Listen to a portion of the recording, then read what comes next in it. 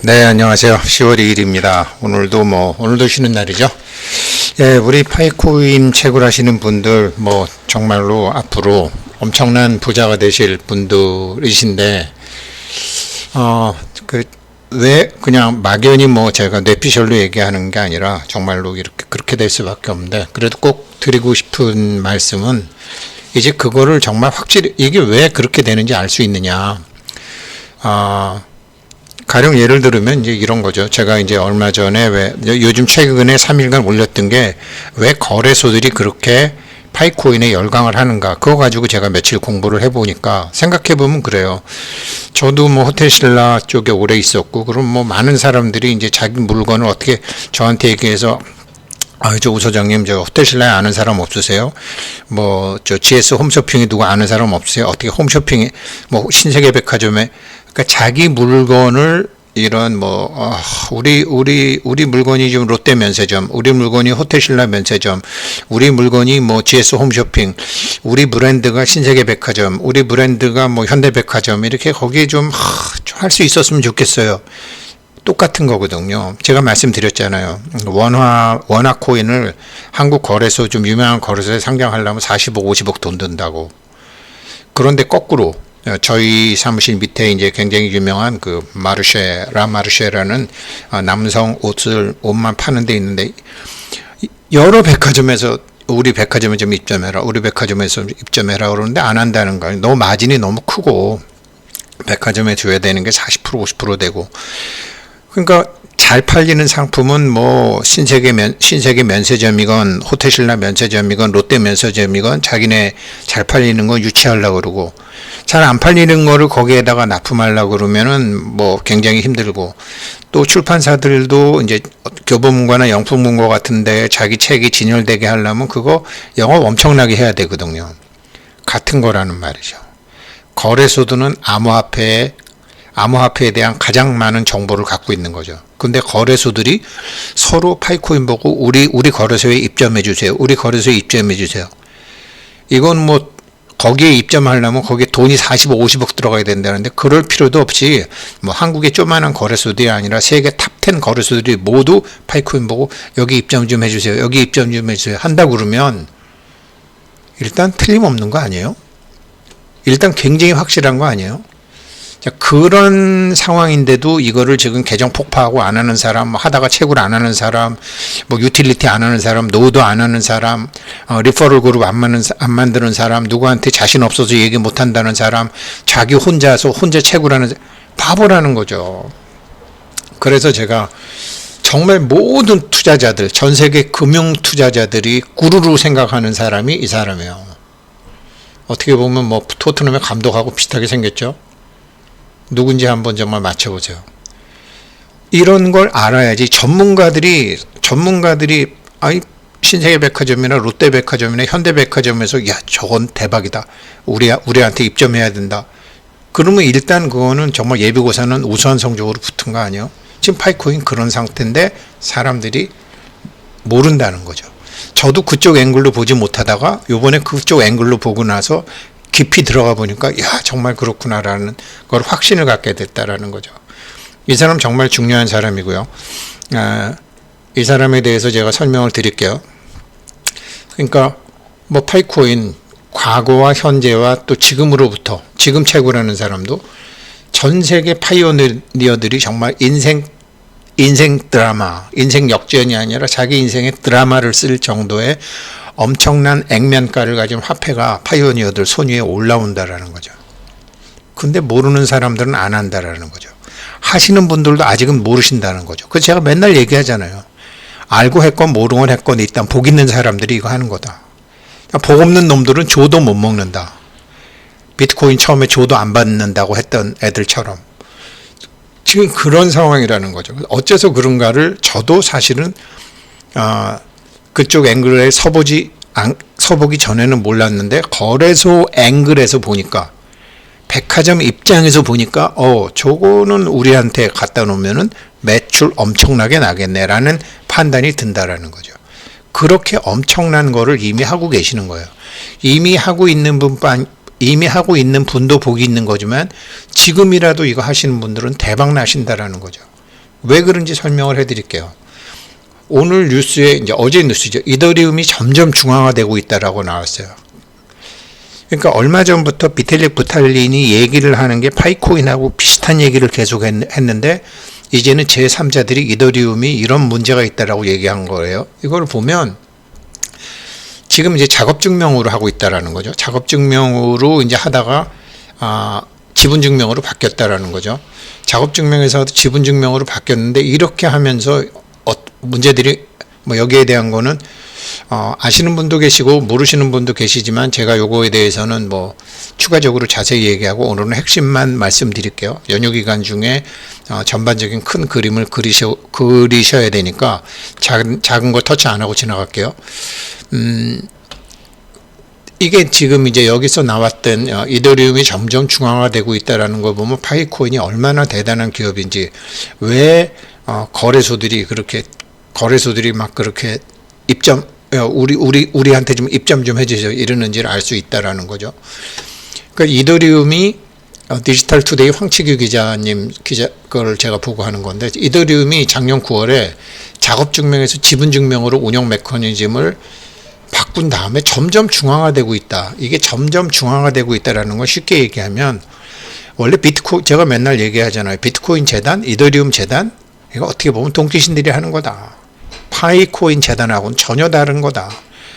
비트코인을 만든 사토시 나카모토, 그 다음에 이더리움을 만든 비텔릭 부탈린 같은 사람들은 정말로 이런 사람들은 엄청난 이런 사회에 무슨 좋은 거를 만들어낸 사람들인데 동기신들이 달라붙어가지고 했는데 그 동기신들이 재단을 만들었다라는 거죠.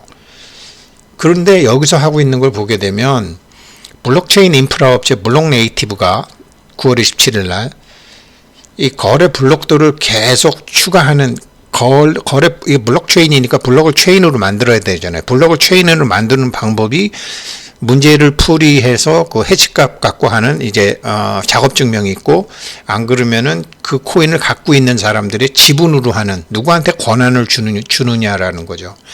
그렇게 해서 이거를 이제 블록 네이티브가 이런 거를 했는데,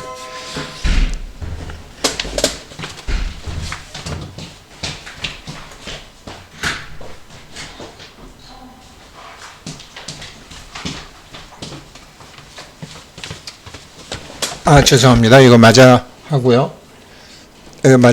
예, 잠깐 갑자기 손님이 오셔서 그랬습니다.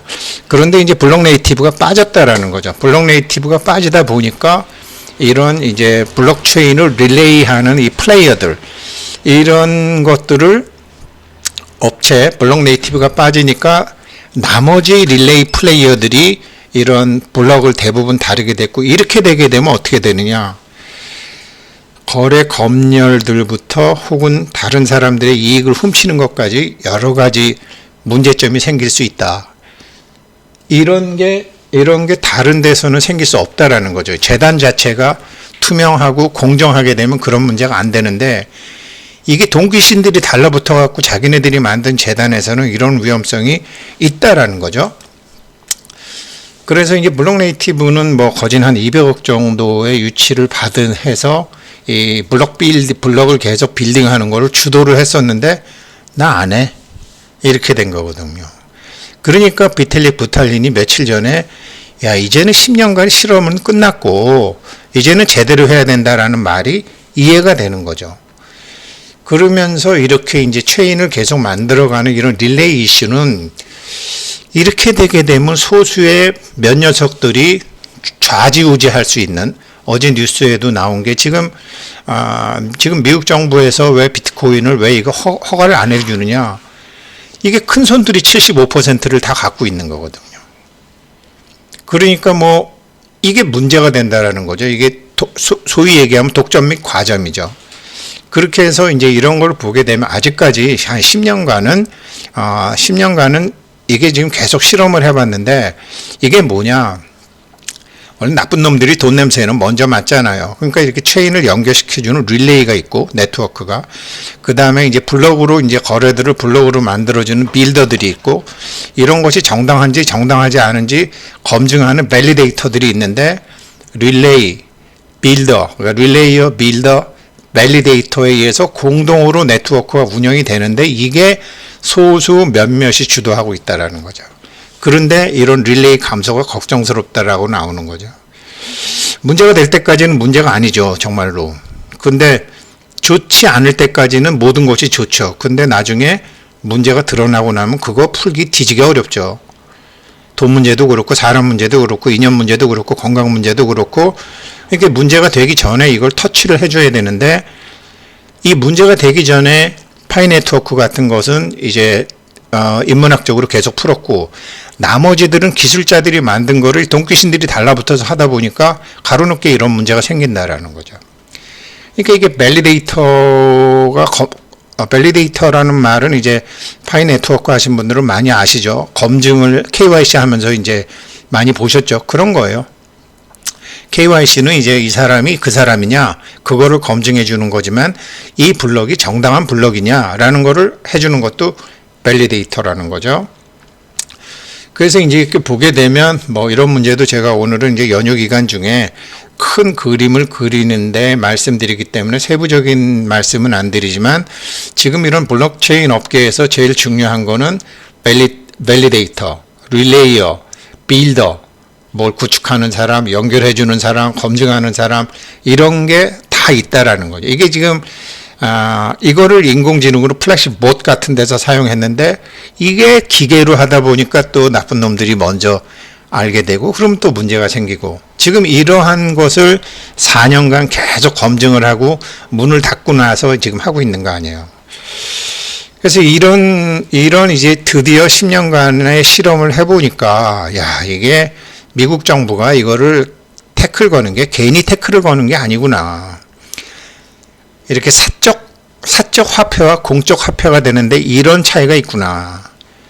그러니까 무조건 무슨 정부의 규제를 싫어한다 그러면 안 되죠. 정부의 규제 보이지 않는 손에서 시장을 내버려두게 되면 자유 방임이 되지만 나쁜 놈이 더 많아진다라는 거죠.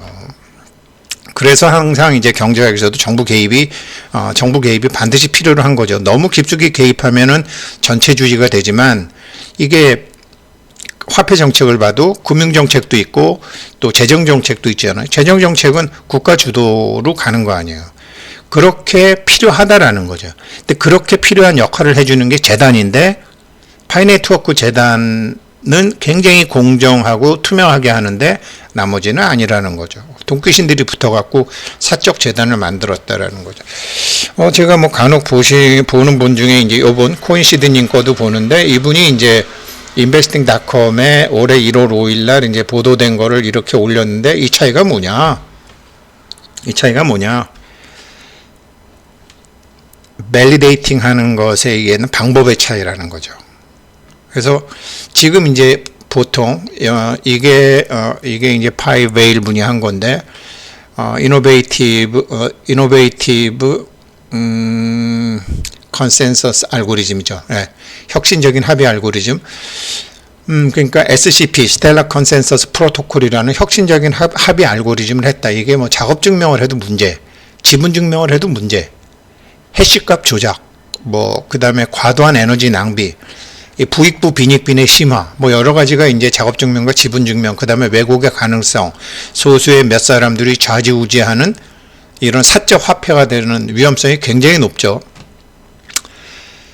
합의 알고리즘을 쓰는데 이렇게 되면 효율성이 높아지고 확장성이 높아지게 된다.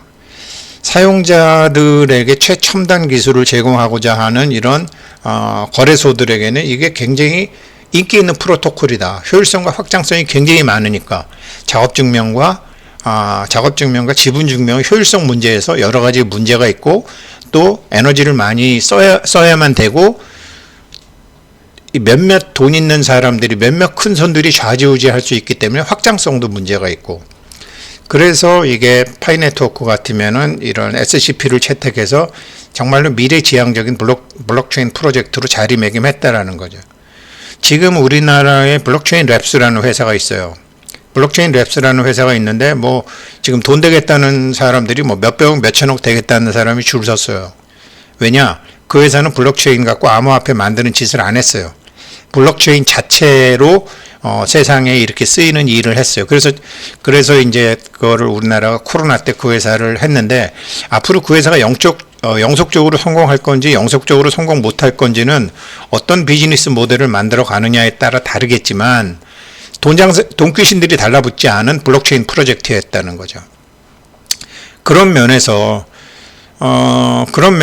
이게 지금 파이 네트워크가 굉장히 정말 미래지향적인 커팅 엣지죠. 이런 게 이제 이거 커팅 엣지라고 하긴 뭐하네요. 그러니까 그러니까 블록체인 상에서 생길 수 있는 그러니까 4차 산업사계에서 생길 수 있는 여러 가지 문제를 어차피 합의를 해야지. 작업 증명을 하건 지분 증명을 하건 수학 문제를 풀건 이게 합의가 돼야지 이게 이거다라는 것을 증명을 하는데, 위조, 변조, 삭제가 가능한 이런 온갖 도둑놈들이 판치는 컴퓨터 세상에서 이건 진짜야 라고 합의를 해줘야 되는데, 스텔라 컨센서스 프로토콜이 제일 좋다라는 거죠. 그리고 이거는 이제 굉장히 거래 확인을 빠르게 해줄 수 있고, 많은 거래량을 순식간에 처리할 수 있고, 그러니까 굉장히 원활하고 효율적인 이제 트랜잭션에 대한 경험을 제공하죠. 이러니까 이거는 호텔신라에서 뭐 이렇게 호텔신라 면세점, 신세계백화점 같은 데서 저 상품은 우리한테 입점을 했으면 좋겠다. 제가 그러잖아요. 뭐 이게 저한테도 뭐 이마트에 아는 사람 없으세요? 뭐 전부 다 그런데 입점을 하고 뇌물까지 줘가면서 입점을 하려고 그러는데 거꾸로 그런 데서 달라붙는다라는 거죠. 이게 현재까지는 SCP라는 거죠. 그러면 1차 전문가들에 의해서 검증은 끝났다라는 건데, 제가 이제 모두에 말했던 이 사람 모든 투자자들의 이제 구루죠. 그 사람 누구냐? 아시는 분은 아시겠지만 케니 로저스죠. 케니 로저스의 더 갬블러라는 노래가 있어요. 갬블러라는 노래가 있는데, 여기에 이제 뭐 아시는 분은 아실 거예요. 네. 여기서 이제 제일 유명한 게 이제 그거죠. 어디 보자.